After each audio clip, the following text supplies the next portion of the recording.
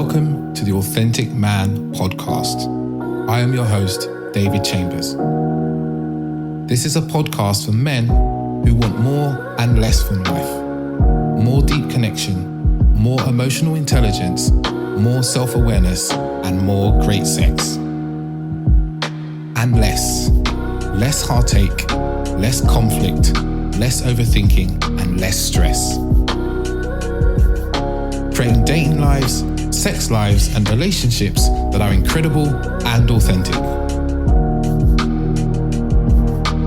My deepest goal is that you, the listener, can take away what you hear in this podcast and apply it to your life so that you can experience greater happiness, transformational growth, deeper relationships, and profound sexual intimacy. I believe that as men, we are capable of so much more depth than we are shown or led to believe. So join me as we get deep into this.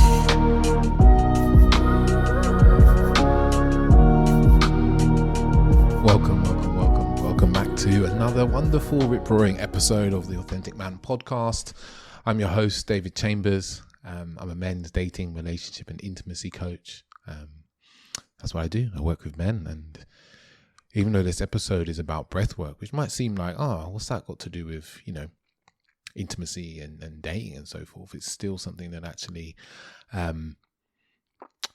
comes into it, as you'll see later on in the episode, where we talk about how the breath really affects sex and intimacy and how we can get ourselves into altered states. But before I get into all the details about the episode, I'm just going to tell you a little bit about some workshops I've got coming up.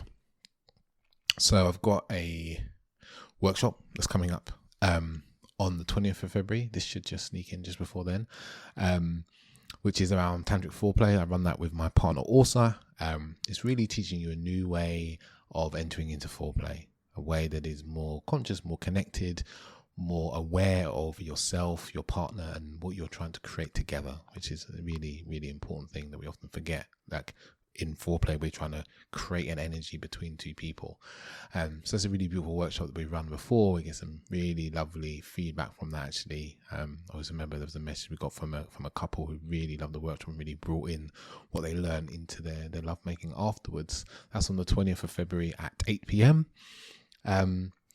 There's also another workshop I've got called Masculinity Redefined, which is a new workshop for me around masculinity and really looking at masculinity and ways that we can show up better, ways that we can show up more full as men. I talk a lot about, what alpha really means and kind of deconstructing that. I talk a little bit about toxic masculinity and how men can basically come into a more healthy, positive expression of masculinity. That's what the whole workshop's about. How can we embody and express a positive and healthy style of masculinity that benefits yourself and the world? There's more details about that. That's on the 23rd of February. That's at 7:30. And the next workshop after that I've got coming up is on the 20th of March, which is Tantra for Couples. I've run this quite a few times. I know it's a good workshop. People really enjoy it. And I've also got on the 24th of March, which is my mindful masturbation workshop. A few people have asked me to bring this back. So that's another one I'm also running for you wonderful people to check out. Back to this episode. So really talk about Jamie's, my guest, Jamie Clements, almost forgot to say. He's a wonderful man, a man who I've run a workshop with, which I've thoroughly enjoyed. I've been to his Breathworks before in the past, and he's doing some wonderful work around London. He's a breathwork coach and just an all-round wonderful human being, and a man who is, as you see, he talks about his own personal anxiety and how breathwork helped him there. So we talk a lot about that. We also talk a lot about functional breathing, like how can you breathe better at rest?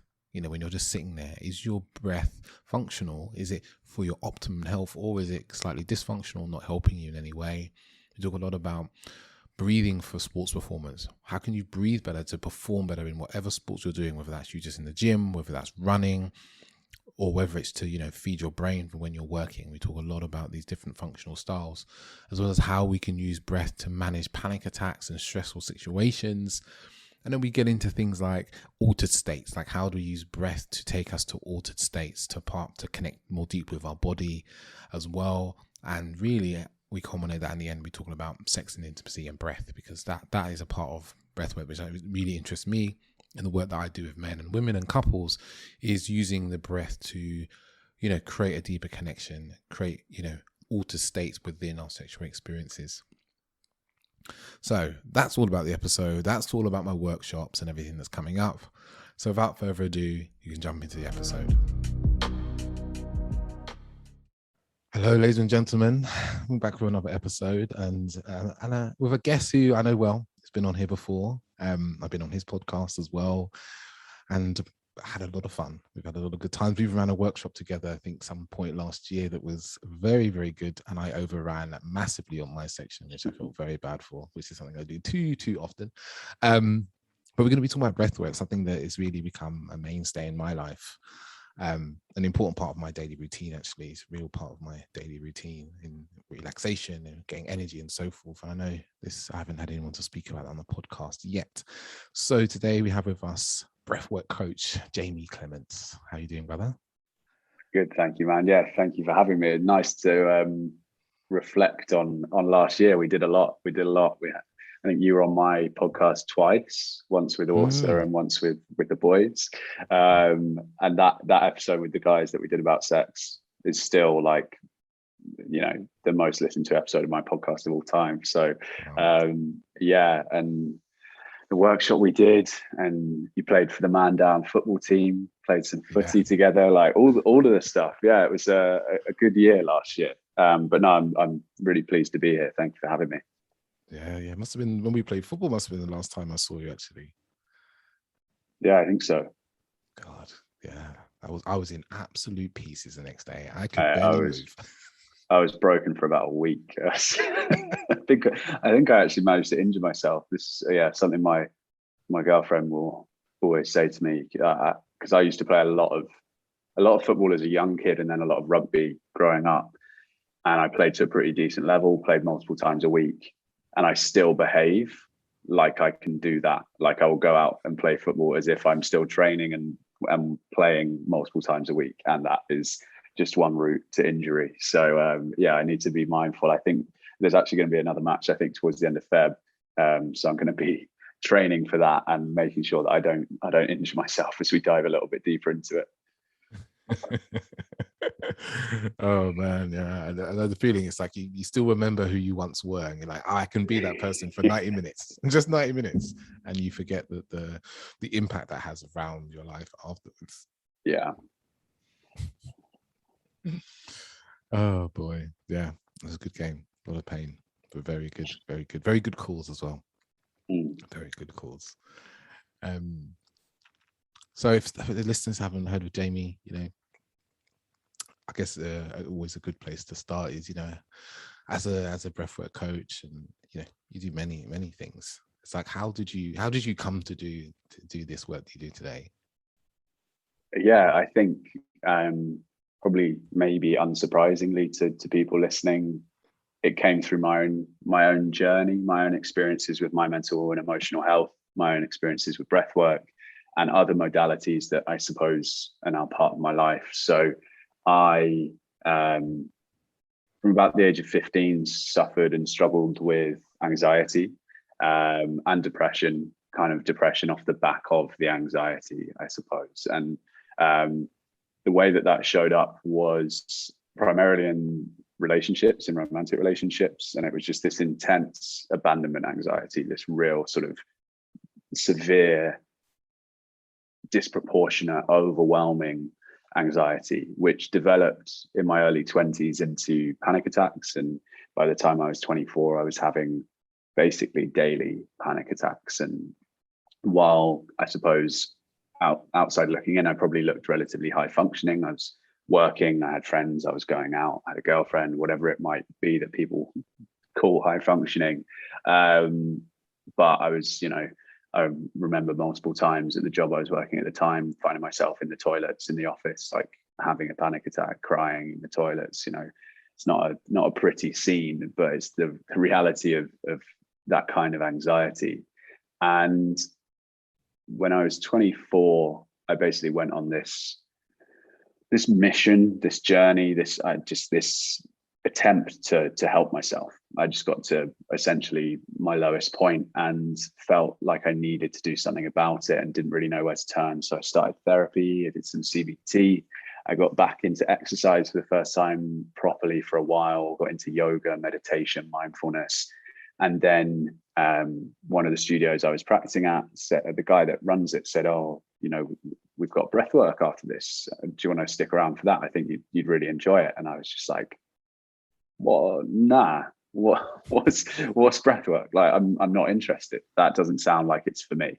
And it's something I've just started some IFS, internal family systems therapy.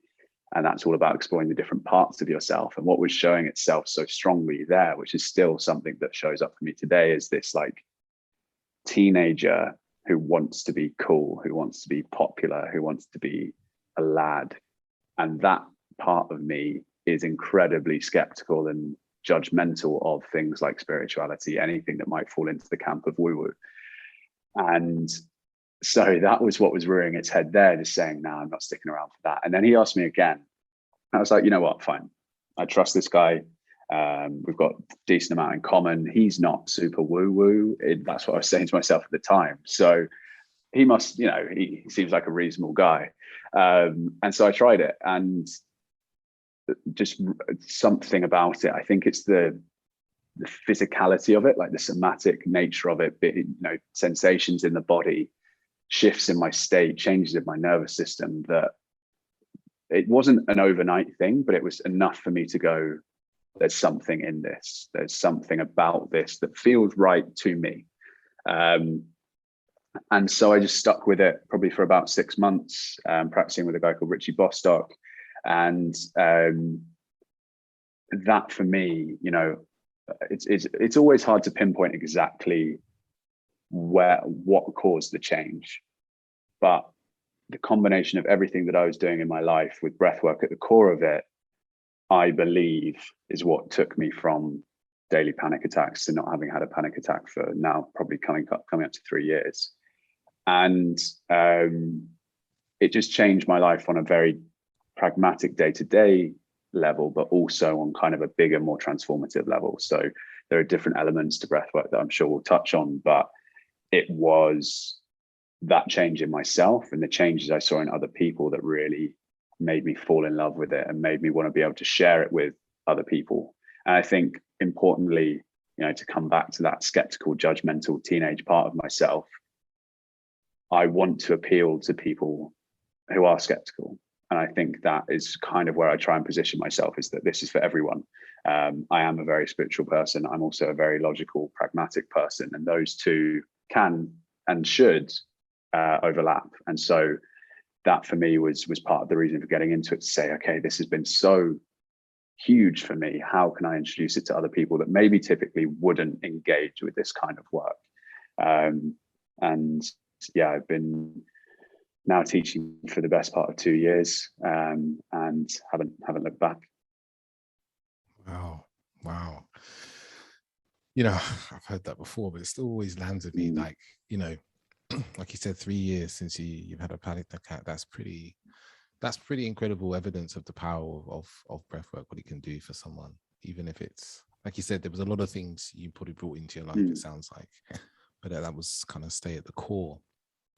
I guess for the listeners who maybe are not sure what breathwork is, it's maybe worth touching on, you know, what is the thing that we call breathwork?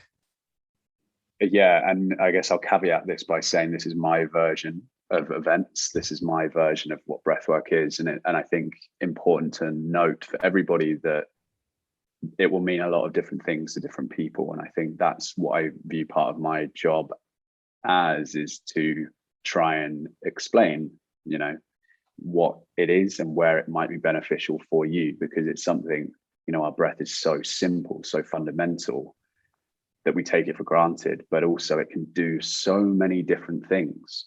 So here we go. I'll give it a go. Breathwork, the one-liner is, breathwork is any way you can use your breath to change how you feel physically, mentally, or emotionally. So it works on every level of our being. Within that, there are then a lot of different ways that we can take it. So I always like to use this acronym that an amazing woman called Dr. Ela Manga, who's a breathwork practitioner and medical doctor down in South Africa, uses, which is the art of breathwork. So ART, which stands for awareness, regulation, and transformation. So it kind of broadly covers the three key pillars of breathwork, which is awareness, become aware of how you are breathing and actually what that means in terms of the state of your nervous system. The way we experience the world around us comes down to the state of our nervous system, and our breath is the best way we have to understand where we're at. So how we breathe day to day, moment to moment is incredibly important. And we also might not be doing it in a way that is exactly optimal for our physical, mental, and emotional health. So that is the first starting point, is become aware of your breath and understand how it works and the role that it plays. The R, regulation, builds on that to say, okay, you have this awareness, you have this understanding. How can you then consciously change your breath to change your state? So within this, we can think very simply as the breath kind of as the accelerator or the brake pedal for our nervous system. So you can use it to turn up the volume, turn up the intensity, consciously activate your stress response, your sympathetic nervous system, which can tap into energy, focus. It can boost your immune system. There are a lot of positive elements of what we view as the stress response. It's not all negative. And then we have the brake pedal, which is potentially more popularized because we're also bloody anxious, which is how can you downregulate your nervous system, activate the parasympathetic response, which is the rest and digest part of your nervous system. So very simply, you can use your breath as this direct key, this direct line into your nervous system to shift your state. So that's the A and the R. And then we have the T, which is where things start to get a little bit more out there. And, you know, there is science behind this stuff still. So it's not super out there, but for some people it might be, which is around how can we use the breath to access altered states of consciousness, to work with the subconscious mind, to clear emotional baggage, to work with your nervous system to re-regulate and process things that might be holding you back or creating negative patterns in your life. So those three pillars, I think, are really important to understand, and it just shows the diversity and sort of the breadth of what breath work is. Within that, there are little kind of subsections as well. There's things like functional breathing, which is about your physiology and your biomechanics in terms of how you're breathing day to day. So yeah, there's a lot to it, and it's hard to distill down, but there is so much potential within your breath, and what it comes down to is the role that the breath plays within the nervous system. Because the nervous system is basically controlling most of our body and holds on to all sorts of stresses and strains and emotions from the past and influences so much. And our breath, as you said, is the one thing we can use to affect it, you know, in whatever direction we can, which means that the breath is one of the few tools we have to really shift whatever's there in whatever direction we want at any time. Exactly. Yeah, I think you know, the example I always give is we take 20, on average, an adult takes over 23 to 25,000 breaths every single day. And yes, we can do that completely unconsciously. And to a certain degree, we should go about our day breathing without having to think about it. That would be exhausting to consciously think about it. But if you're not doing it in a way that is optimal for you, every single one of those breaths is sending a signal back to your nervous system, back to your body, back to your brain. And so if you're doing it in a way that is telling your body that it should be stressed when you're actually just sat watching TV, then you're going to fall into a pattern of anxiety without even realizing it. And there's an amazing stat that a guy called Patrick McEwen always talks about from a research study, which is 75% of people in the study who had a diagnosed anxiety disorder also had a dysfunctional breathing pattern. So the link between the two cannot and should not be ignored. What was the dysfunction? Was there a particular dysfunction that people lean towards, or was it multiple? So I've not read the study, and I probably should, but what we see in terms of dysfunctional breathing and the link with anxiety tends to be something that I've started talking about, or I've talked about for a while now, as this vicious cycle of breathing. So If we think about our nervous system and that fight flight response, that is characterized by a short, shallow, fast, chest focused breath. So if you can imagine someone hyperventilating or having a panic attack, that's how they're breathing. Lots of us, a large majority of us actually, to some degree, breathe that way at rest. So if you are a natural chest breather and you breathe quite quickly, and we've got great wearables now that will tell you your respiratory rate, if you are breathing fast and you're breathing shallow, you're actually going to be activating your stress response by how you're breathing. And then that stress response will cause you to breathe even shorter and even faster. And you just end up in this loop. And if you have no consciousness of that, no awareness of that, you can't escape that. And so that's how people end up as an anxious person, in inverted commas, because they don't know that their physiology is creating what's going on for them psychologically. So it doesn't really matter if it starts with anxiety and then you fall into a short, shallow chest breath, or it starts the other way around. You can actually cause yourself anxiety and stress just by how you're breathing. And so having ways to sort of intervene and cut that cycle off is really important. Like it's fundamental to how we feel. It's something that I've become incredibly aware of, through just, watching your content and reading your content on Instagram. Is like, how am I breathing? How am I breathing now? Like sometimes I find myself, say I've had a long day, I've been doing a lot, and I feel a bit stressed. I just feel my chest. I'm like, does my chest feel tight? Does it feel tight? Okay, how am I breathing? I think I was breathing quite short there. Okay, let's intervene here.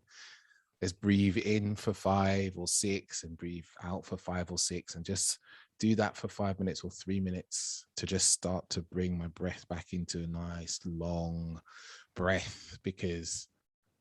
And then after that, you kind of, you can check in with your body and go, I feel my shoulders feel more relaxed, my mind feels chill, my hands feel more, even your mind, even your outlook on your own problems might be like, okay, yeah, I feel a bit differently about that. Yeah, and it's almost exactly. It sounds like a revolutionary act in a way, right? To decide, I'm going to feel different now about this. But when it's something that we can do at will, it's just that, most people have no idea that this is a possibility. And they just say, like you said, I'm anxious, quote unquote. I'm an anxious person. And actually, it may well be that they're breathing anxiously and they have some anxious thoughts, like we all do. Everyone has some anxious thoughts. But actually, this is something that we can be responsible for and change going forward, so we can be in a different place. Yeah, and that word you use there, responsible, is probably the most repeated soundbite by me on podcasts. But in terms of my own anxiety and my panic attacks, I always say, like, I had some big, powerful, transformative experiences with conscious connected breathing, which is the sort of more transformative style of breath work. However, I think in terms of what really changed my life day to day was going from this person who experienced anxiety and as a result felt completely passive to my mind. Like a trigger would happen, thoughts would happen, a panic attack would happen, and that's just how it went. That's just how it happened. To feeling like I had this tool that I could have a trigger or experience a trigger and then have a choice. I had the ability to respond. I had responsibility. Like that for me was huge. Like to be able to go, I can manage this. I can do this. Like I can look after this. I have a say. Gave me back so much agency. And I think that's what a lot of people feel like they lose with mental health battles and issues, is you lose agency because you are controlled, or in your mind, you're controlled by your anxiety, you're controlled by your depression. And that's not to say it's easy, but things like this can be incredibly powerful tools to get yourself away from that experience that you're so used to. It's like, instead of being a victim to your circumstance, you can take the one thing you always have control of. Most of us have control of our breath, and we can start to choose our responses in each moment. Exactly. Yeah, it's something. Yeah, there'll be people going, mate, and I'm sure there are people that follow me, or they probably unfollow me by now, going, mate, it is just breathing. Give it a rest. But I won't. I refuse, because it's something we all take for granted. I think when it comes to mental health and self-care, we get offered solutions, or we get offered tools that could help, and we go, it's a bit complicated, I'm not sure I can get involved with that, I don't have the time. And then you offer something that is so simple, like changing how you breathe, and they go, surely that can't work, it's too simple.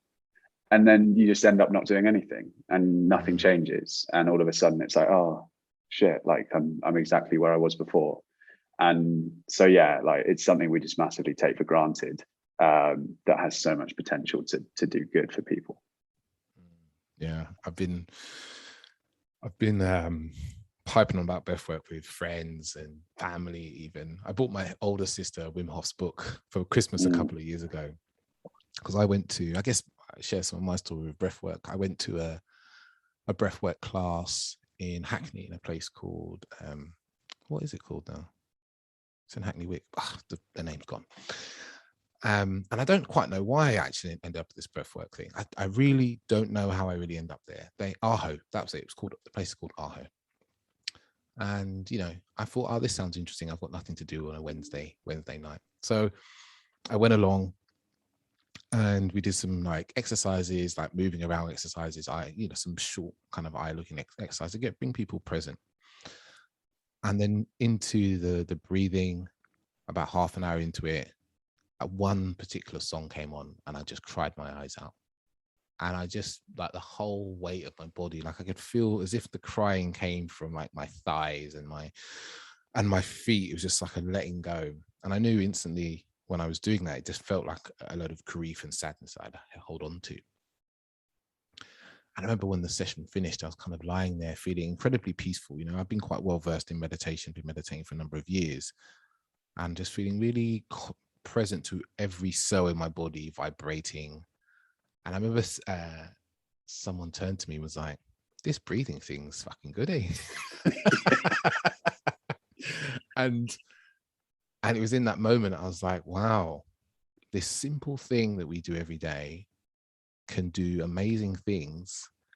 And we would completely take for granted, as you said, because it's always there, because it's so basic, so simple, so elementary to our existence. We assume that we are doing it really well. It's always a level of arrogance that if you said to someone, hey, you could learn this thing and it's super simple, like try it, and they're like, nah, mate, that's ridiculous. Breathing. So I'm just gonna sit in a room, and I've had different people, I'm gonna sit in a room and breathe for an hour. You're like, yeah.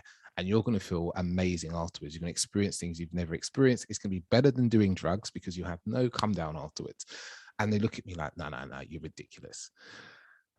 It's a bit like how it was when I was trying to explain to people maybe 6 or 7 years ago that meditation is useful. It's a very similar experience I had. I was saying to people, you should meditate. And they're like, so you just sit there. What do you do? No, just sit there. And you just sit there and you keep your mind completely clear. No, you don't do that. You just sit there, maybe focus on your breathing. No. And then I've got friends who are like, Dave, you were talking about this meditation a while ago, and it's been really good for me recently. And so it's a bit like that. There's this, and I wonder what it is, that arrogance. Like, it's as if it's too simple to believe there must be something more complicated to solve any of my problems. I don't know what your opinion is on that. Yeah, I think, maybe to cut people some slack as well, we are incredibly, and by our own doing, incredibly busy people, most of us. And so if there's something that I can already do without thinking about it, and then I have to start thinking about it, that's an effort. That's a task that I don't need to take on. I'd rather learn something new or do something challenging, or I don't know where people are coming from with it, but that feels to me like maybe one reason is like, we can breathe without thinking about it. We don't need you to tell us. Like, and if you don't want to, you don't want to. But I had a really funny one the other day. I won't name names, but I was speaking with a friend of mine, just catching up with a friend of mine who I went to school with. And he was like, "Oh, how's everything going? How's the breathing stuff going?" And I was like, "Yeah, all good, all good." He was like, "I've started doing some of the exercises that you have on your Instagram." I was like, "Oh, that's amazing." Like, it genuinely felt really good to him say that.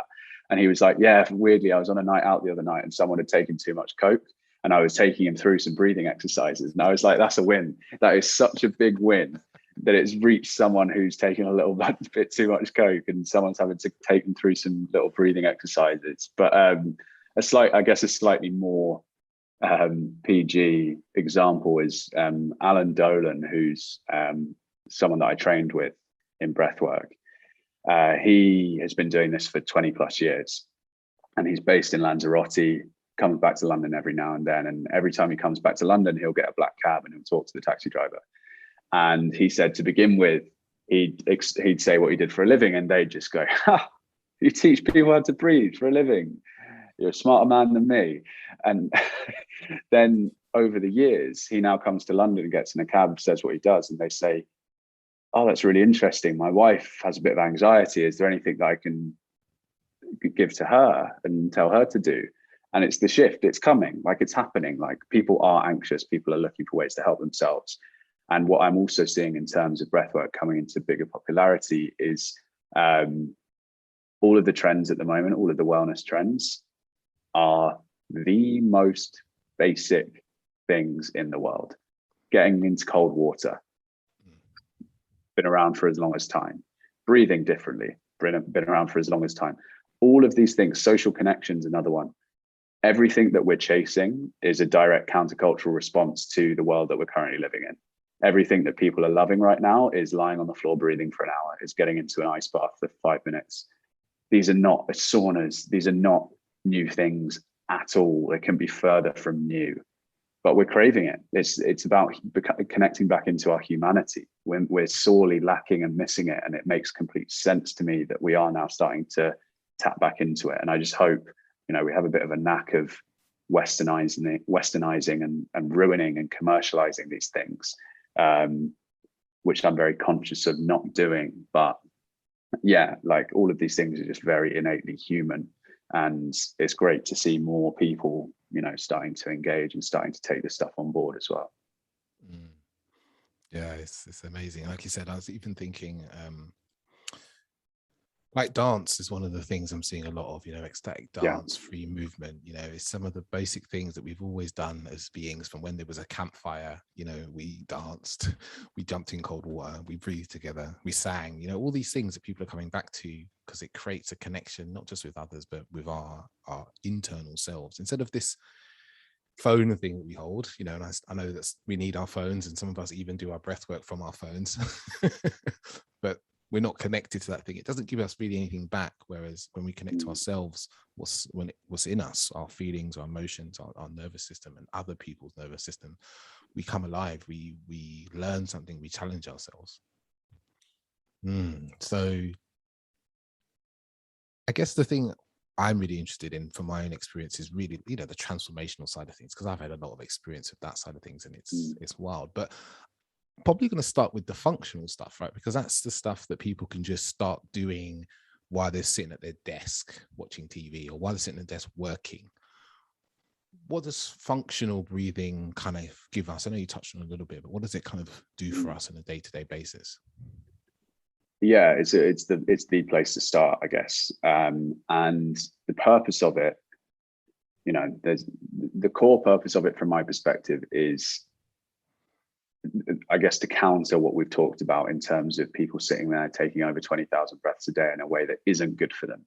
It's about retraining yourself in a way to do that without thinking about it in a way that is good for you. So it's about relearning, retraining yourself in how you breathe day to day, moment to moment, during sleep, during exercise, during rest. So just like how we breathe, basically. And this, at a very basic level, I tend to start splitting it into two conversations. So firstly, it's nose versus mouth.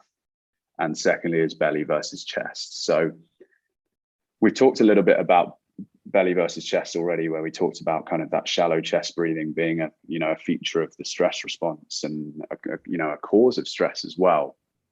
The belly is, I suppose, the inverse of that. So when we breathe with our belly, we're breathing more fully, breathing more slowly, using our diaphragm. And all of those things contribute to a healthy, regulated nervous system, by which I mean diaphragmatic breathing and slow breathing activate that rest and digest response, that relaxing part of our nervous system. So that's how you should be breathing at rest, when everything is good, when you are still, when you are relaxed.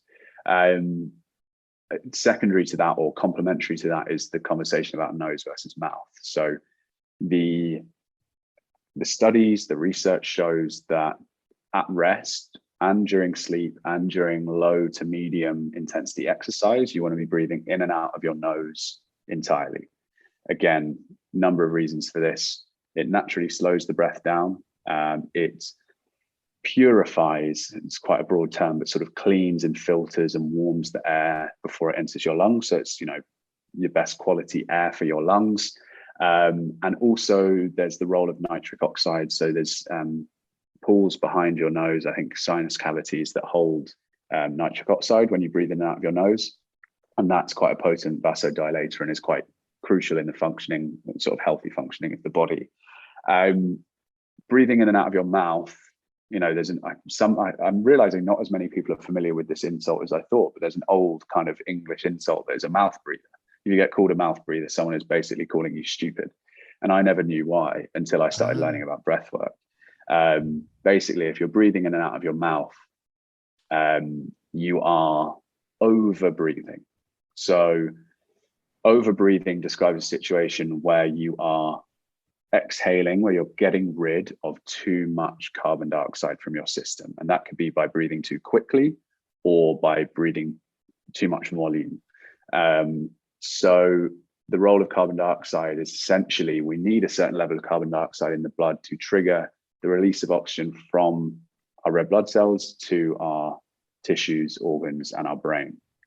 So if you're getting rid of loads of carbon dioxide, you're limiting the oxygenation of your cells and of your brain. So you get things like brain fog, you get fatigue, you just get kind of general weariness. So to kind of put all of that into a very basic nutshell, healthy functional breathing is in and out of the nose, breathing light, so breathing gently, breathing slowly, and breathing deep down into the belly. So if anyone takes anything away from this, it should be that, is like, as you said, make yourself gradually and slightly more aware of how you're breathing whenever you remember, and that's how you want to be breathing. Just a slight side note on this, because it's an interesting conversation. I think something that a lot of people struggle with is if you're someone who wakes up with a dry mouth, with brain fog, with fatigue, with your muscles aching, then most likely, there could be other causes, but most likely you're going to be mouth breathing or over breathing during sleep. I practice mouth taping. So I tape my mouth shut when I sleep, which is as weird as it sounds, but very, very helpful, very simple way to switch back to nasal breathing while you sleep, which I can attest to how powerful that can be just in terms of your general cognition and how awake you feel in the morning. So that's, I suppose, the nuts and bolts of functional breathing. There is some more stuff which maybe we could say for another time, or if people are interested, I can chat to them about it separately. But there's some ways in which we can use functional breathing and certain exercises within functional breathing to enhance sports performance. So that's quite a kind of the rabbit hole, which is why I'm sort of skirting around it, but it is very interesting. So that's, I guess, the basics. And then beyond that, there's the sort of regulation piece that we talked about at the beginning, which is how can I change my breath right now in this moment to change how I feel?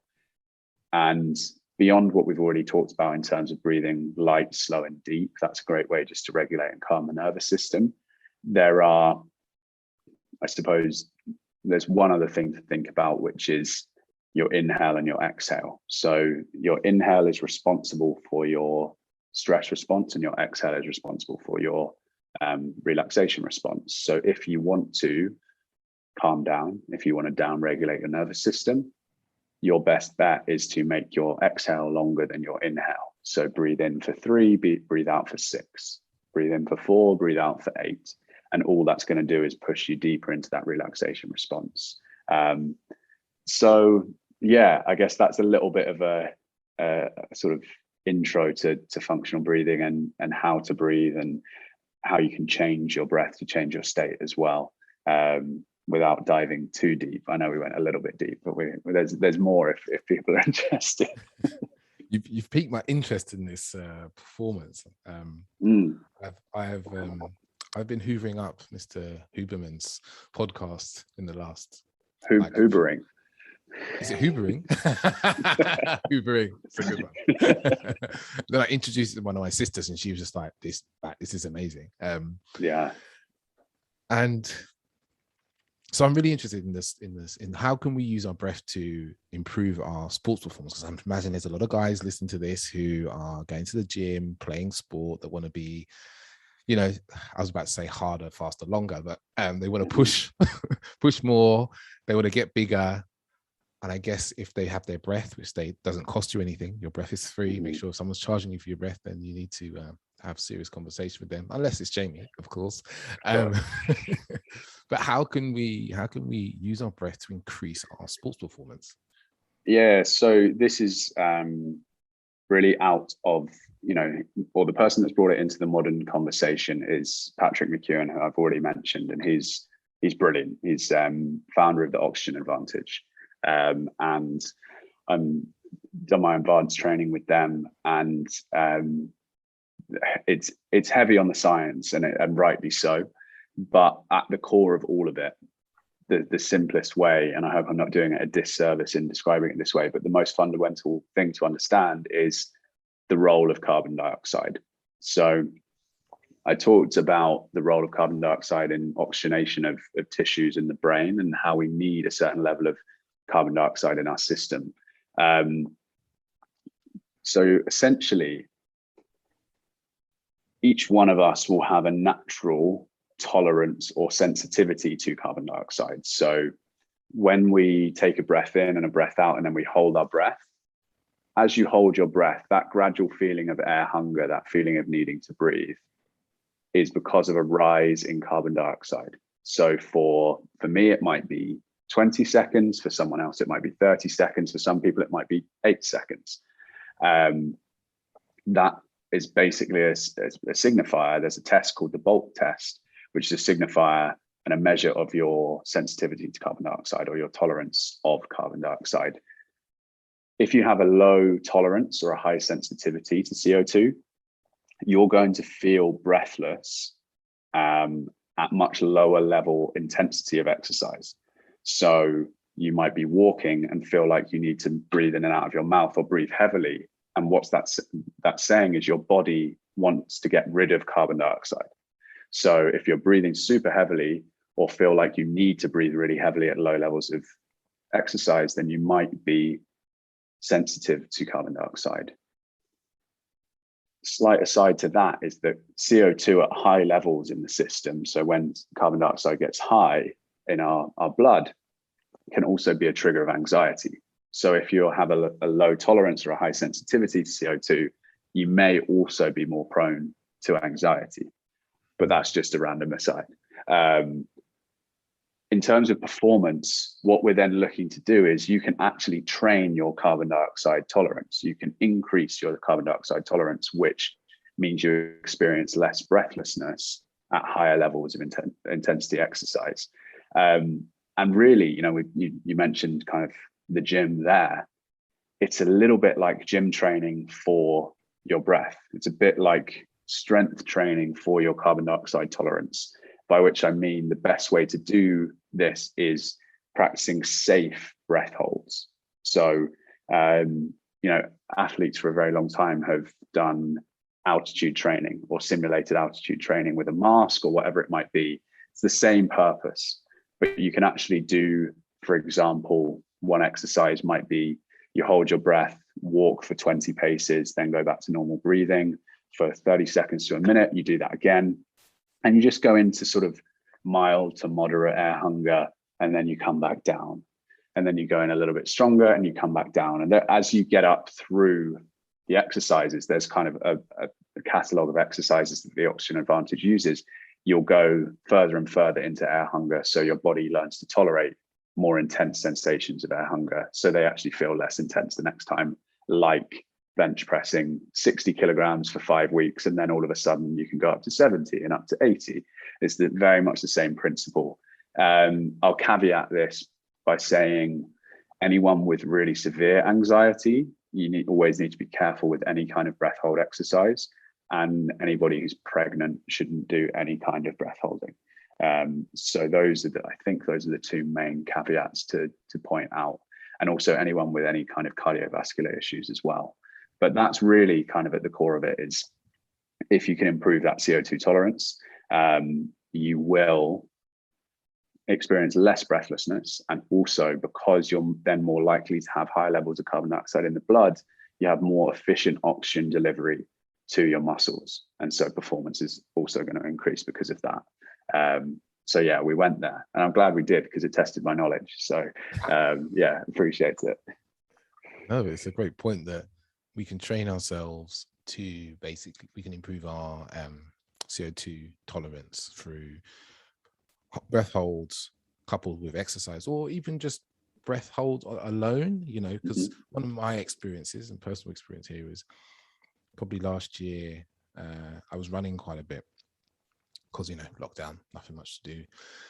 And I started to do breath work in the mornings, and I started to do maybe 3 to 5 breath holds when I was doing my breath work in the morning. And I found that I became far less likely to get out of breath when I was running. It's as simple as that. Like I'd go for 5K, I'd go for 10K, and I'd be like, oh wow, there's no point where I was like, oh, I'm out of breath, I need to stop and gasp for some air through my mouth like a small puppy in any sort of way. I was just like, oh, I feel reasonably comfortable. And that was just like, I would say probably over the course of like a month or two, that I noticed that kind of difference in my kind of performance. Yeah, exactly right. And for anyone who is kind of moderately fit, if you're going out for a 5K, 10K run, I think that's probably fair. Like any kind of long, steady run, try nasal breathing only. It might feel uncomfortable to begin with. You might have to go slower before you can then build up to your normal pace, but it will benefit you in the long term because you're being more efficient, and you should actually see your times get quicker as a result. They might get a little bit slower to begin with, but they will build up and get quicker over time as well. So yeah, it's something to think about. It's just another string to your bow in terms of simple ways and effective ways that you can, I don't like the term biohacking, but it's a form of biohacking if you're into that. So yeah. And then one of the other things I listened to on the podcast was, and I feel like I kind of experienced this as well, is through these breath holds, we also attune ourselves to a level of stress as well, right? Because our body, I know I've pretty much done breathwork every day now for probably 3 months. And when you're in a breath hold, the thing that wants you to breathe is this intense feeling that, you feel stressed. That's what stress feels like. My whole body starts to almost tremble and light up. And then you kind of gasp for some air. And is that the case that through these sorts of breath holds, safe breath holds, I like that, safe breath holds, because I have heard of people who pass out from time to time when they're doing their breath work. These safe breath holds, we can basically attune ourselves to stress, which allows us, when we're our kind of day to day, to be more calm or be more comfortable when stressful situations arise. Yeah, exactly right. So Andrew Huberman is the man for this stuff, obviously, and he talks so well on this. But this is essentially the theory, the science behind the Wim Hof method. So this applies to cold water immersion, cold showers, wild swimming, and up-regulating intense breath work and breath holding. So essentially, if we think about the breath holding example, as I sort of alluded to earlier, as you hold your breath and you reach higher levels of carbon dioxide in your system, your stress response will start to get activated.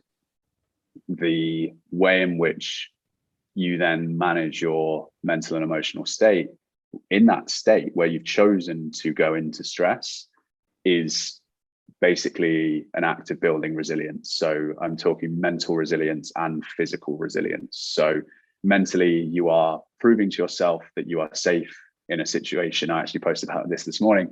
You're proving to yourself that you are safe in a situation that your nervous system previously believed to be unsafe. So you are going slightly beyond comfortable, showing yourself that that's okay. So next time when it happens, it's not as stressful. So your bar, your kind of benchmark of what stress is, gets higher. Physically, the same thing. Your nervous system is learning and being shown higher levels of stress in a controlled environment. So you're actually really, it's such a powerful thing, because quite often, you'll start a breath hold and you'll get a little bit of discomfort, and you might get a voice in your head going, I need to take a breath. I really need to breathe right now. And if you can overcome that in a safe way, caveat, and get slightly past where that voice in your head is telling you to stop, then you've won that battle. You've won against the ego, the inner critic, whatever you want to call it. And that is so powerful. And I think that, again, is why we're seeing a lot of stuff around cold water therapy at the moment. Wim Hof, obviously, the marketing machine that he is just continuing to shed light on this work. And that's basically it. It's physical resilience and mental and emotional resilience, by putting yourself in a safe, controlled way into an uncomfortable situation that you're kind of, we're hardwired to avoid pain and discomfort. So if you can beat the voice that's saying, what the fuck are you doing? And get comfortable with that, then you're onto something good. That's sort of, for me, where a lot of growth comes from.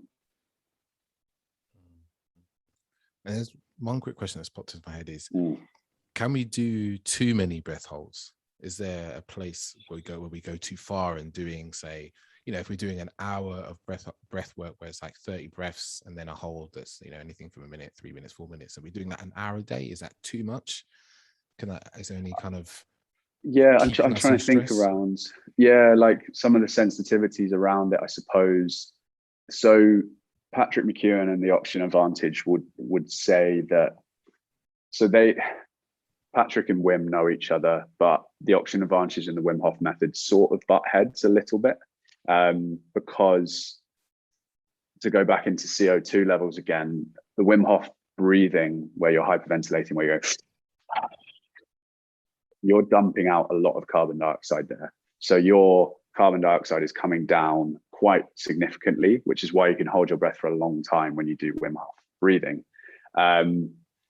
If you do a breath hold like that, say for 1, 2, 3 minutes, your CO2 doesn't actually come all the way back up to the level it was at before. So you then do another round of breathing and you drop it even further, and it comes maybe back up to here, and then you drop it even further. So if you were to keep doing it, you might, if you did it for a really long time, you might put yourself into quite a heavily, what they would call like a hypocapnic state, which is super low levels of carbon dioxide, which isn't extremely dangerous in a short instance, but can lead to things like tetany, which is like intense cramping, which a lot of people experience in kind of longer breathwork sessions. But, with the obvious caveats around medical conditions, the nice thing about breathwork is you'll know your limit, and you'll be able to pull yourself out or slow things down if you need to. And usually you'd be working with a facilitator if you were going kind of that deep into it. What you mentioned in terms of keeping us in stress, this is actually something that I experienced when I first tried the Wim Hof method. I was pretty deep in my anxiety still, and I was like, this seems cool and masculine, and he keeps shouting at me in like a Dutch accent, and why not? And I started doing cold showers. I started doing Wim Hof breathwork. The nature of the effect of that on your nervous system, the purpose of it, as we talked about, is to upregulate, to go into stress, to then bring you back out. My body wasn't coming back out. So I ended up feeling like I'd had 5 coffees and I hadn't had a single coffee. That to me is a sign that there is other work that you could be doing that would be more beneficial to you. If you are someone who is already hyperactivated and hyperstimulated in your nervous system, look at more down-regulating practices before you start exploring the resilience piece, because you need to be starting from a healthy, neutral position for that kind of work, in my opinion. But again, you know, the lovely thing about this stuff being so physical, being so in the body, you'll know what's good for you and what's not. And that's the important thing here, is just to listen to your body more than anything, more than any other coach. You know, you need to listen to your body, understand what your needs are, and know when to stop. It's good to know. I'm almost a question for myself. I've been doing like 20 minutes, 30 minutes a day, but I also find myself in the day feeling, you know, reasonably stressed. And then I'll do some, which I might ask you literally, like box breathing or what's the heart coherence, something like that for a little while. And I guess I will ask the question, you know, what are those, you know, ways of breathing that we can do the opposite? They are down regulating, they are bringing us into this. You know, every time I hear you say rest and digest, I am reminded of your Instagram videos, which I've listened to in bed many times. People, if you're looking for a way to sleep nicely, Jamie has a few videos on Instagram, which are really lovely to listen to at night. And I think you actually on Insight Timer. I don't know if you know that. I've listened to them there. They're wonderful. They're very good for sleep. They're only about 10 minutes long. But back to the show. What do you recommend to people for them to, you know, come into relaxation? Yeah, and I think I know we might move on to this afterwards in terms of like daily practices, but the question I get more often than not, aside from kind of why do you wear tape over your mouth when you sleep, the most common question is where should I start? You know, we've talked for an hour now about breathing. There's a lot to it, and so where to begin in this, you know, this bigger picture? And I think these practices are that place for everybody. You mentioned two of my favorites, you know, and I am, given how immersed in this space I now am, I do have favorites. That's where life is at. Heart coherence breathing for me, and for a lot of other people, is like go to in terms of preventative, proactive, healthy nervous system regulation. You're breathing in through the nose for 5, out of the nose for 5. Technically, it's meant to be 5.5 seconds is like the ideal breath, but 5 or 6 is fine. What that's going to do is significantly reduce your breathing rate. We've talked about the benefits of slow breathing. We've talked about the benefits of nasal breathing. The average adult respiratory rate at rest, it's between 12 and 20 breaths per minute. That is going to bring you down to 6 breaths per minute. So it's halving even the healthiest breathing rate. So that for me is just like, for most people, most of the clients that I work with who I'm just looking to get to a sort of healthier, more regulated place, it will be 10 minutes in the morning, 10 minutes in the evening doing heart coherence breathing. And if anyone, you know, wants to take that away, then do that for 2 to 3 weeks and see how you feel and actually commit to it. Box breathing, super popular because of the Navy SEALs. In for 4, hold for 4, out for 4, hold for 4. So like the 4 sides of the box. It's an interesting one because we've talked a lot about CO2. I talk way too much about carbon dioxide, Jesus Christ. But a short breath hold, so like in box breathing, gives you a slight rise in carbon dioxide, which actually has a calming effect on the nervous system. So high levels of carbon dioxide, stimulating, stressful. Low level rise in carbon dioxide is actually quite good for calming the system. It stimulates the vagus nerve, which is responsible for that rest and digest response. So when we breathe in for 4, nice and slow, again, it's a much reduced breathing rate. Hold for 4, you get that slight rise in carbon dioxide. Out for 4, again, nice and calm, nice and slow, and then that hold again. And that's a really nice one. And as we mentioned before, I think for sleep and for anxiety, if you're sort of right in it, because these exercises can be preventative or reactive, proactive or reactive. If you're in anxiety, if you're in stress, or if you need help with sleep, extending the exhale. So in for 4, out for 8. 4, 7, 8 breathing is a really popular one. In for 4, hold for 7, out for 8. Again, you get that slight rising CO2 from the short hold. And then you've got that extended exhale, which triggers that deeper relaxation response. Those are all, the list is long, but there's no point giving every single one, because those are enough. And given what we've said about the fact that people don't people find this stuff hard to get into and stick with anyway, making it as simple and as easy to engage with is key. So any of those would be really beneficial a couple of times a day, just to kind of move towards a happier and healthier nervous system.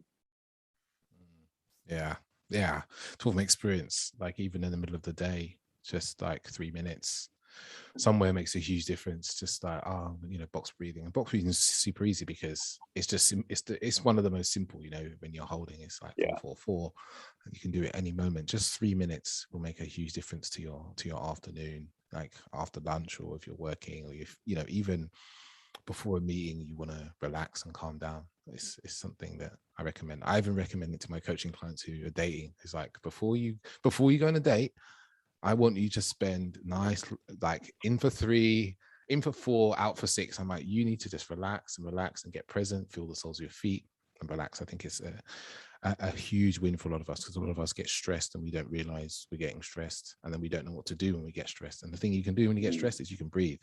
That's always in your control. The one thing I'll say with that, because it's something that can occasionally frustrate me about the space that I work in, I saw a TikTok the other day from someone saying, if you ever feel, anxiety, or if you're having a panic attack, do this: breathe in for 5, hold for 5, out for 5, hold for 5. So a slightly longer version of the box breathing that we've talked about. That's great and it's effective. But if you're having a panic attack, and I can speak from experience, you cannot breathe in for 5 seconds and out for 5 seconds. Your breath is too short. You're already in it. So there's a great exercise that is much more realistic and effective as a result, called ratio breathing, which is breathe in for 2, breathe out for 2 for as long as you need to. Breathe in for 3, breathe out for 3 for as long as you need to. In for 4, out for 4, and you build it up until you're at 5, until you're at 6. Because if you're having a panic attack, trying to breathe in for 5 and out for 5 straight away is actually you're just going to get frustrated and annoyed at yourself. You'll be like, oh no, I can't do that because I'm panicking. Okay, I'm going to panic some more. And it just doesn't help. So actually being realistic with this stuff, I think is helpful and sort of pragmatic in terms of how we can engage with it. Yeah. Oh, great advice. Great advice. And I'd like to move on to the juicy stuff, the stuff that I love, which is transformational breathing. The transformation part, the bit that allows us to, evolve, become better people. What can we do? Because I know you create some wonderful spaces for events and retreats to help and guide people through this sort of transformation. I guess, first of all, you've talked a bit about what transformation is. What sort of breathing styles is transformational breathing? Yeah, so I personally work with a technique called conscious connected breathing. There are a lot of things that fall under the heading of transformational style breathing. There's an actual company called Transformational Breath, and they've TM'd that, and that's their thing. There's holotropic breathing, which was born out of the psychedelic research that Stan Grof did in the 60s when his drugs got taken away by the government. He was like, how can I get people into that kind of headspace? Oh, this breathing seems to work. There's rebirthing breath work. There's psychedelic breath work. There's all kinds of different schools and modalities that from where I'm sitting, all use conscious connected breathing. It's just, that's the technique delivered in slightly different ways. And, the way it is delivered, the music, the environment, the facilitator will have a bearing on the experience, but the technique remains the same.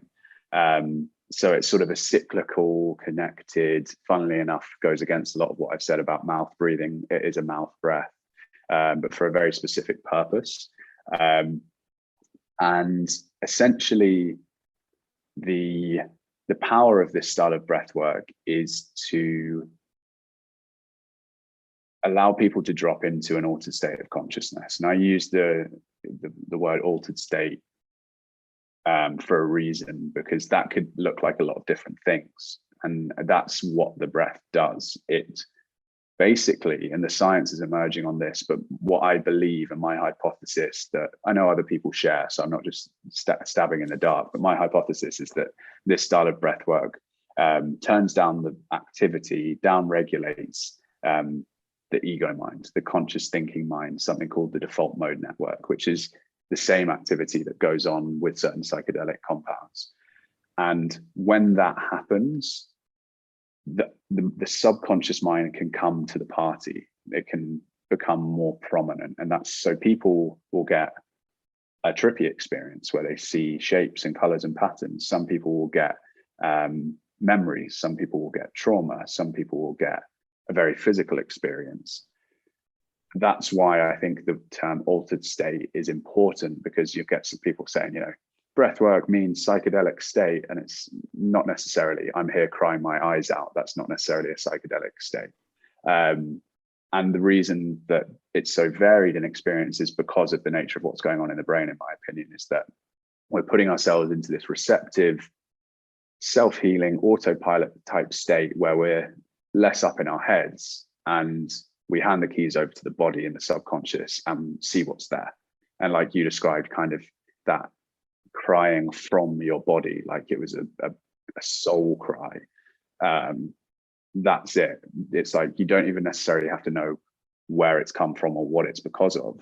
It's just a release. And Aubrey Marcus talks about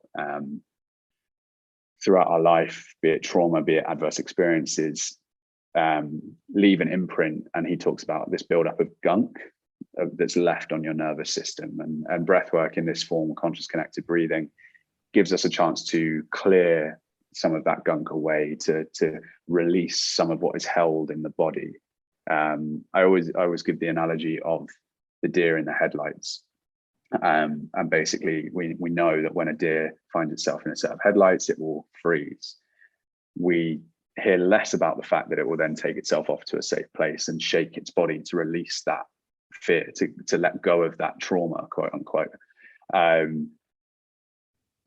As humans, we are too intelligent for our own good. We stop ourselves from completing that emotional cycle. And so we hold on to so much of that in the body. And, the work that we've both done in the kind of men's space is a testament to that, because men especially struggle with that. We all struggle with that, but men especially. And the breath is just such a powerful vehicle, without delving into the realms of psychedelics and plant medicine, to work with that stuff. And the last thing I just want to mention on that is something that I've noticed in myself and some of the experiences I've had with this style of breath work is something I heard Jason Silver say on his podcast, which is altered states of consciousness have power in that they violate our expectations of reality. So I think for me, a lot of healing and a lot of growth comes from having experiences that show us a different version of reality. For me, I experienced happiness and bliss in a breathwork session that I hadn't felt since I was a kid. And as someone with depression and anxiety, that was transformative, because I was like, okay, this happiness exists. How can I find it? And so these altered states can be so powerful for people, and transformed my life in a lot of ways. And I'm grateful and kind of fortunate that I'm able to create those spaces for other people now. Amazing. Yeah, the altered states is definitely incredibly powerful. I think it's maybe one of the parts of breathwork I see that maybe isn't talked about as much, because I think it is a bit too difficult to kind of pin down. I talk from my own experience. I've had experiences of crying. I've had experiences of flying through space. And it's when someone asked me to describe it, they asked me, in the scale of psychedelics, what's it like? Is it like mushrooms? And I was like, it's kind of like mushrooms in ways. And like, okay, is it like doing acid? I'm like, it's in that realm, maybe a little bit. And then like, is it like doing ayahuasca? Because it can really be with that group of substances, like in terms of taking you somewhere else that your mind has never been, to see certain things, or speak to people, hear voices. It really is that deep as a practice. Yeah, it really is. And I've seen that firsthand in terms of the ways in which breathwork is used to integrate with psychedelic and plant medicine work. I've had some interesting conversations with people at Imperial who do that kind of work there. And there is just increasingly, I think the Stan Groff example that I gave before is why that's the case, because there's clearly something going on that is similar. And that for me is a big driver this year and into the future is, okay, what is going on? Because when we figure that out, we're then able to say, okay, what else falls into that family? What else falls into that camp? You come to me and you say, I want to try breath work for this reason. I say, okay, let's do it. It might not work. It might not have that effect. What else can we try? How else can we help people based on what is going on rather than the modality itself? I think we get very attached to, it has to be mushrooms or it has to be ayahuasca or it has to be breath. No, it doesn't. Does it help you? Does it help you in this way? Great. It doesn't really matter what the vehicle is, as long as the support and the growth and the result is there. Mm-hmm. Like the safety afterwards, and we feel we feel held. I think that's a big part of a lot of the breathwork sessions I've been to with you and other people, is like after the journey, there's a real support, there's a real safety in being there, there's a high level of integrity during the sessions, and people are looked after as well. So whatever experience they've had, they can come out of that safely and start to integrate that into their lives. Yeah, and I think, I've spoken to friends about this who are facilitators as well. I think that's the number one role of a breathwork facilitator or a facilitator of any kind, is to make someone feel safe, because that's going to maximize their chances of having an experience, because you have to feel safe to go to those places. But also from a purely practical perspective, safety is so key, because that's what makes the experience for people. So for anybody, I'm sure there are people who wouldn't feel safe practicing with me, and that's for their own reasons, but there are a lot of people who do, and it's about finding who works for you. It's the same as finding a therapist. Just because you don't click with a therapist doesn't mean they're not a good therapist. It just means they're not a good therapist for you. And so I think as long as you as an individual feel safe with whoever it is that you're working with, that's arguably the number one characteristic that you want to be looking for. Definitely. And I also say, not necessarily tied to that, is like, from my experience, breathwork in person, in a group of people, in a room, has so much more power than on your own, in your bedroom, on your bed or whatever. Like I'm lucky enough to have done enough breathwork before the world kind of closed down. And those were some of my most incredible breathwork experiences I've ever had. A number of them I can think back to, where we're in a room. Maybe I did some with the Psychedelic Society. I think it's Alchemy of Breath. Yeah. In Hackney, and it was mine as an experience incredible. They have lights and all sorts they get going down there.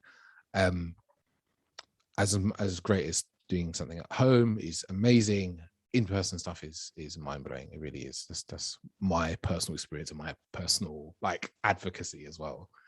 Yeah, I think I agree with you from personal experience and from experience of holding the space. But what I would say is that the whole COVID experience with doing work online, like when I started training, I never planned on teaching online ever. It just wasn't, I hadn't even considered it. And it brought a new element, a new kind of angle, in the sense that I believe that getting people in the space together is incredibly healing and having experiences like that. But for some people, being in their own bed, in their own home, is the most comfortable and the safest they will ever feel. And so some of the experiences for people are much, much deeper because they are in a safe space. So I think it depends who you are. I think I would always encourage people to work with a facilitator one-to-one or in a group in person, because there are certain hands-on elements as well. And just that kind of energetic exchange is much more authentic and real in person.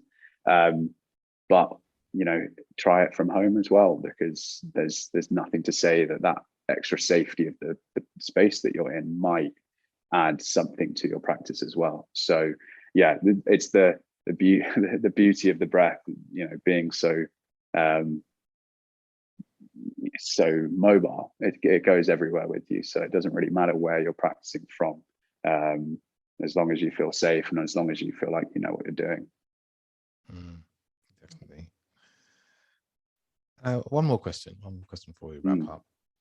And this is an area of breathwork that I take particular interest in, and this is in sex. Yes. I'm a huge advocate of the use of breath. Even some of the breathwork techniques we've described here in sex is a real supercharging of experience. And also, especially, if you're someone who suffers from, I work with guys who suffer from premature ejaculation, or they want to bring ejaculation into being a choice. And a large part of the work that I do with them is around breathing. Actually, I'd say a good proportion of it is around breathing in different ways.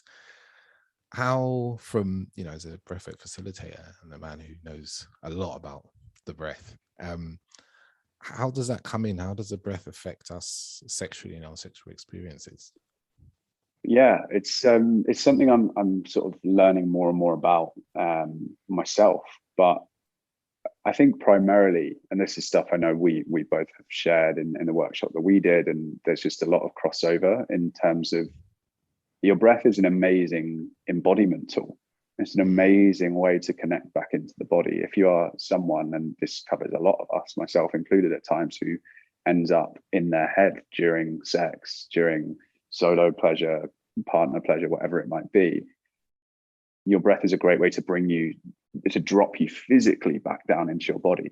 And so that is sort of number one. It's just like using it as a route into your body. Secondly, I think it's about relaxation. So, maximizing pleasure comes not from stress, it comes from relaxation and safety and comfort, things we've talked about in other settings as well. We're very used to, or a lot of us will see fast breathing, shallow breathing, breath holding. Again, all stuff we've talked about, right? That causes stress. And so it might feel counterintuitive, we see in porn or whatever it might be, like people panting and, loud mouth breathing, heavy breathing. It's not actually conducive to the optimal pleasurable experience. You want to breathe low, you want to breathe slow, you want to breathe in a calm way. And that's going to help you both connect more deeply into your body so you feel more, but also keep you relaxed and keep you feeling every single part of that experience. And then also, this is something that I'm just learning a little bit more about, something we touched on before, which is nitric oxide. And that can actually be really potent in terms of erectile dysfunction. So nitric oxide being a vasodilator, lots of men, I actually remember when I was really into the gym as a teenager, you could get nitric oxide supplements. There was one called NO Explode that some guys used to take when I played rugby, and it would like get you really pumped up, and almost like a bit of a pre-workout, but it just increased the pump that you got during your workout. Every single one of them also got a massive erection. So nitric oxide plays that role, and basically nasal breathing will increase the amount of nitric oxide in your system. So that's like it might not change things straight away, but it could have an impact on sexual function for men as well. So yeah, there's a lot of ways that breath sort of touches the entirety of our experience, especially within sex. But I think it's just building on what we've already talked about in terms of staying relaxed, breathing calmly, slowly down into your belly. In terms of pleasure and embodiment, I'll encourage people to breathe even lower, like people breathe into their pelvic floor, breathe into their genitals, whatever it might be, because then you're actually taking that sensation all the way down. And exercise I love for that is one you did at our workshop, which is the microcosmic orbit. So breathing on the inhale, scanning your attention from base of your spine up to the top of your head, and then as you exhale, scanning down the front of your body. And I personally use that quite a bit, and the sensation that I feel actually just even in breathing and following that visualization is really potent. So yeah, it's just about being in the body, because that's how you maximize pleasure at the end of the day. Yeah, it's been a really game changer for me in just like playing around with the breath, different types of breath, like long, slow breathing. even if you're in a couple as well, it's like doing like synchronizing your breathing together can be really beautiful. It brings you really present and together, especially, and if you're holding each other. Something that me and also have kind of naturally fallen into sometimes is, as one breathes in, the other breathes out. And what you find, if you're both belly breathing, it's like this little, we're doing this wiggly hand thing, if you can't see the video. And it feels, it's why I feel like it's so beautiful is that you almost feel like you're one breath together, because you're moving completely in sync together. And it's a really, really beautiful thing you can do as a couple. Like, the breath is a magical tool when it comes to sex and intimacy. I think it's often, as Jamie said, like I've even started to play around with breath holds as well, and see where to bring those in. And that's been really interesting. Like, I haven't quite.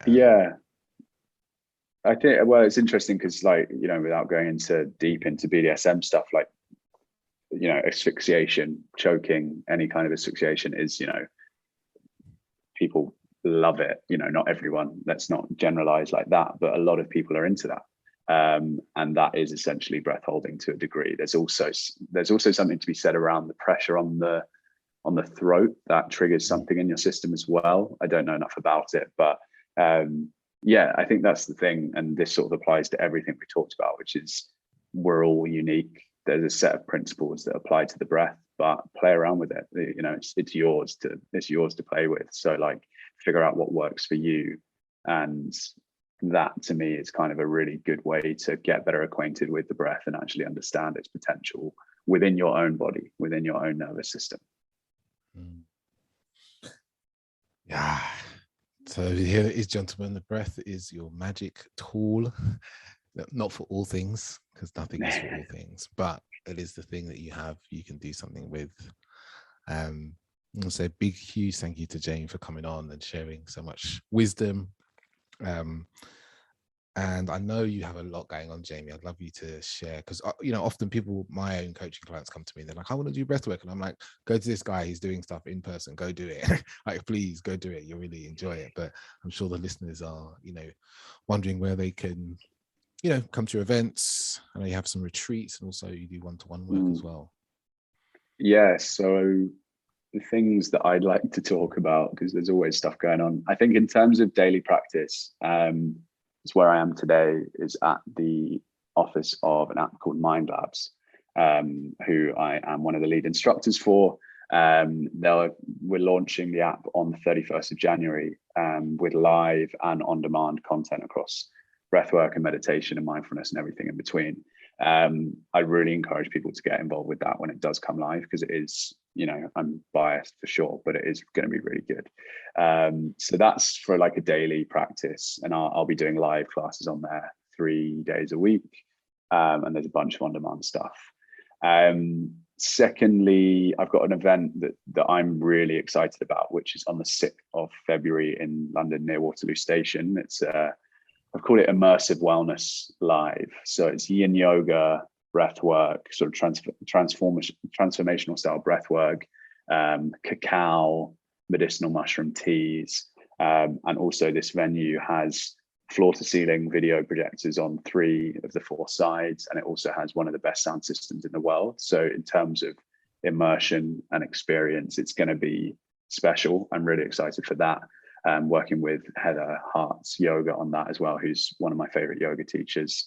And then I'm going to be announcing very soon 3 other things. So a Cornwall retreat in August, a day retreat that's coming up in February, and also a small group coaching program. So I'm going to be taking people through a 5-week program that's going to cover a lot of what we talked about in terms of nervous system regulation and sort of deeper diving into transformational practices as well. But all of that probably best to be found through Instagram, which is the _breath_space. So if people want to find out more, then that's the place to go. Awesome. And Jamie also has a great podcast that he, like me, forgets to mention as well. Yeah, I tell you what, it's interesting. Like, I have, for the first time since I started it, put the podcast slightly on the back burner, just because breathwork has been so busy. But the podcast is still there. There's about 60 episodes. It's called Man Down, all about men's mental health, masculinity, and everything that touches on that. So yeah, go check it out. You'll see I see Dave there as well. Awesome, man. Awesome. Thank you so much for the wisdom, the energy as well. It's been great to catch up. It's been a while. Yeah, listeners, if you've learned anything today, tell Jamie what you learned. What did you learn today? What have you been able to implement? What's your daily practice like? How have you been able to change your daily practice after listening to what we've talked about? We're always happy as practitioners to talk to people that are engaging. It's always a joy, in fact, to be honest. So please pipe up, by Instagram DMs is always the easiest place to find us. Well, that's enough for today. And, I say, yeah, that's it. Ciao, ciao.